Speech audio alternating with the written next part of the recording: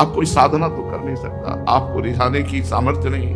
हमारे पास न भोग है, न इत्र है, न वस्तु है, न पदार्थ है, केवल मैं ही मैं हूं। और शरीर था कि साधना करूं, तो अब तो वो भी गया, क्योंकि अब कितनी खराब है। बड़ा अर्थ भाव आया, बहुत, मतलब वो स्थिति हम आपको नहीं बता सकते। वो वही जानता है जिसका कोई संसार में नहीं है। बस उसी समय एक घटना घटी, वो हम नहीं बता सकते। बस इतना केवल कहते हैं कि मेरे लिए ही तो साधना होती है, तू मेरा। भरोसा शब्द यहां आया, नहीं कभी जीवन में भरोसा शब्द नहीं था, साधना शब्द था। पद्मासन, जितेंद्रियता, पवित्रता, ब्रह्मचर्य, निष्ठा, भजन, साधन, इसी से हम जीवन मुक्त हो जाएंगे। बस फिर उस दिन से जो बेपरवाही हमारे अंदर आई, मस्ती आई, तो हम तो मनाते हैं कि धन्य है ये किडनी जो फेल हो गई तो हमें पास कर दिया। हमारा भरोसा महारानी जी ने, बस उस दिन से वही बढ़ता चला जा रहा था भरोसा। उसी भरोसे का ये सब जो कुछ आप देख रहे हो, सब उसी भरोसे का है। और कर्ता धरता वो वही हम आपको दे रहे हैं। भरोसा, महारानी जी का भरोसा, हृदय से भरोसा बैठ जाए, बस बेपरवाह। मेरे लिए मैं कह रहा हूं, तू मेरी, बस भरोसा जागृत हो गया। अच्छा, आपको श्री जी ने कहा तो आपको भरोसा हो गया, लेकिन मेरे तो आप प्रश्न कर, तो कौन कहला रहा है? कौन कहला रहा है? अगर तुम संत मानते हो, भक्त मानते हो, गुरु मानते हो, जो भी तुम्हारे अंदर भाव है, कोई भेद नहीं।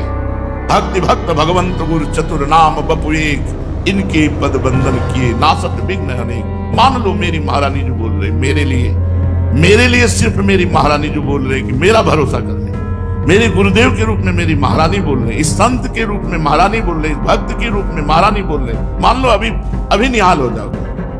इस शरीर पांच भौतिक नाशवान मलमूत्र का भांड, इससे हम साधना करके श्री जी को रिझा पाएंगे।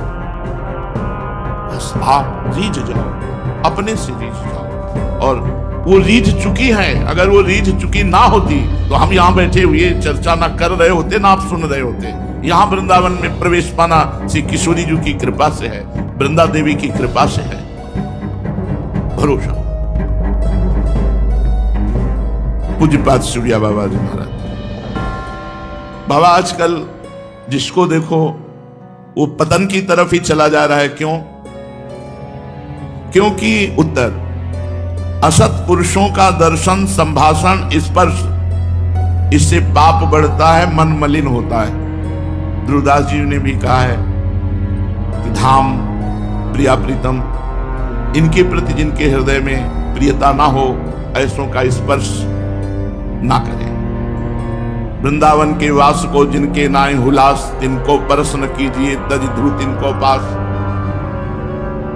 श्री ध्रुवदास जी महाराज कह रहे हैं कि जो अगर धामवास की उल्लास वृत्ति नहीं है तो ऐसे लोगों का स्पर्श नहीं करना चाहिए। जो भगवत विमुख हैं, पापाचरण करते हैं, उनसे संभाषण करने से, उनका स्पर्श करने से, उनके साथ खान पान करने से, अगर आप भजनानंदी हो तो भजन का तेज नष्ट हो जाएगा, बुद्धि मलिन हो जाएगी।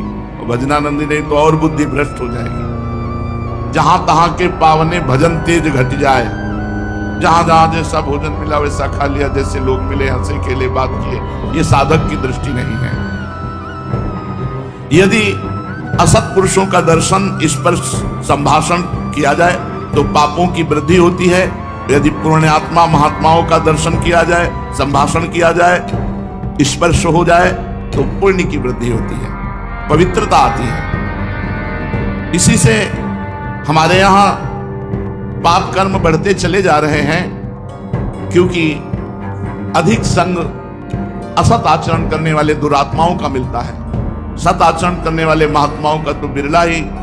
जब द्रवहि दीन दयालु राग हो तो साधु संगति पाइए। जब भगवान द्रवित होते हैं तब भक्तों का संग, संतों का संग मिलता है।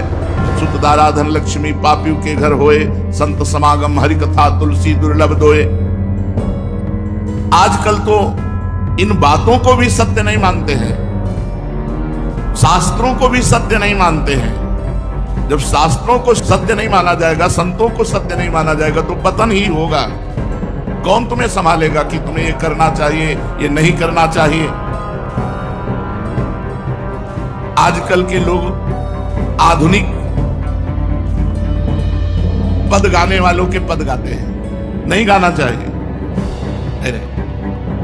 सूरदास जी, तुलसीदास जी, मीराबाई जी, हरिवंश महाप्रभु, स्वामी हरिदास जी, हरिव्यास देवाचार्य, इन महापुरुषों के जो समाधि के द्वारा भाव में प्रियालाल की दिव्य लीलाएं देख रहे, वो पद गाने चाहिए। इधर उधर के तुकबंदी जोड़ के, आजकल ये तुकबंदी से थोड़ी है चतुरासी जी, केलीमाल जी, महावाणी जी, ये भाव समाधि में डूबे हुए प्रियालाल की दिव्य लीलाएं जो हो रही उन्हीं को रच रहे हैं।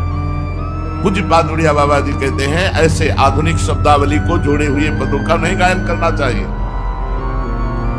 अब जैसे अभी आते हैं एकांतिक में कोई हमने गीता की टीका की,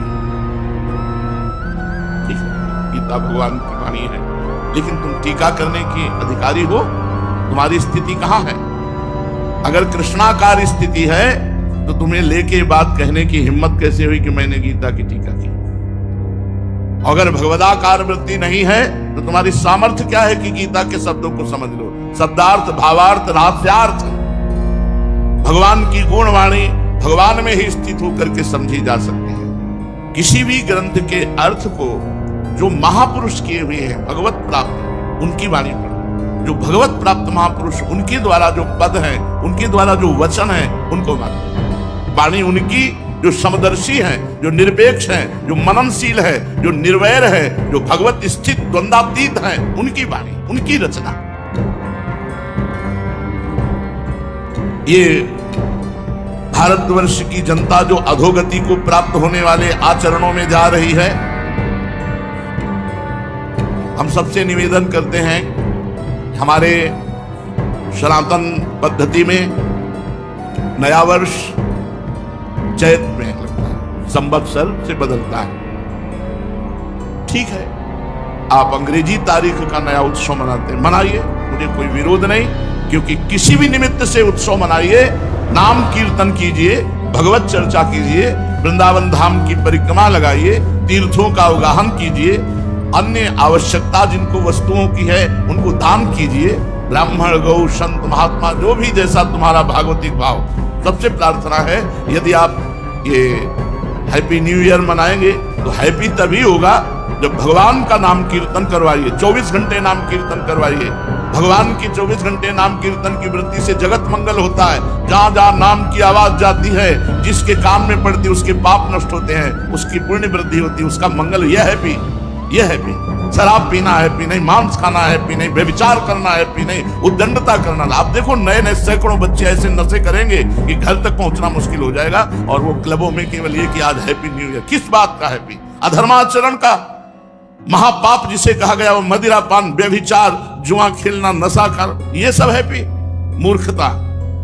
प्रसन्नता तो भगवान के चरणारविंद का आश्रय लेने से, उनके चिंतन से है। ब्रह्मभूता प्रसन्नात्मा, हैप्पी माने प्रसन्नता, तो ब्रह्मभूता प्रसन्नात्मा, ना कि ये मलिन आचरण करना। इसलिए सबसे प्रार्थना है, इस नवीन वर्ष के प्रारंभ में ही कसम खाइए कि मैं कभी भी, अगर आप मानते हैं इस अंग्रेजी नवीन वर्ष को, हम कहते हैं मानो, मानो, किसी भी तरह मानो, उसे भगवान से जोड़ दो, सब मंगल हो जाएगा।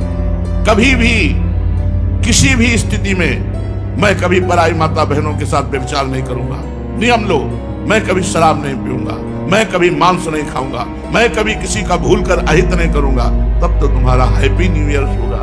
नहीं, हैप्पी नहीं हो सकता, पक्का हैप्पी नहीं हो सकता। असत आचरण करने वाला कभी प्रसन्न नहीं हो सकता। थोड़ी देर हर्षित हो सकता है, लेकिन शोकित होना पड़ेगा।